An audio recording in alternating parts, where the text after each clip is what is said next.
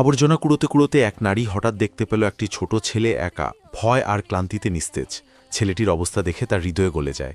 সে জানত না এই শিশুটি আসলে দেশের সবচেয়ে ধনী গু পরিবারের একমাত্র উত্তরাধিকারী। খুব ছোট বয়সেই সে হারিয়েছে তার মাকে। এরপর সেই বিশাল বাড়িতে তাকে বাঁচানোর মতো কেউ ছিল না। চাকর আর আয়ার মারধর, দিনের পর দিন না খেয়ে থাকা। আর বাবা, তিনি ব্যস্ত কোটি টাকার ব্যবসায়। ছেলের কান্না তার কানে পৌঁছায়নি কখনোই। একদিন সব সহ্য করার সীমা ছাড়িয়ে যায়। ছেলেটি চুপচাপ বাড়ি ছেড়ে পালিয়ে আসে। নারীটি প্রথমে ভেবেছিল ছেলেটিকে বাড়ি ফিরিয়ে দেবে, কিন্তু হঠাৎ ছেলেটি তার হাত শক্ত করে ধরে কাঁদতে কাঁদতে বলে, আমাকে আর সেখানে পাঠাবেন না। তার শরীর জ্বরে পুড়ছিল।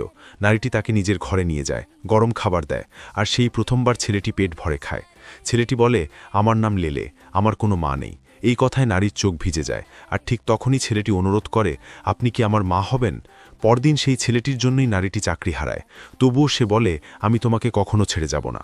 অন্যদিকে ধনী পরিবারে শুরু হয় খোঁজাখুঁজি, আর অজান্তেই বিপদ ধীরে ধীরে এগিয়ে আসে।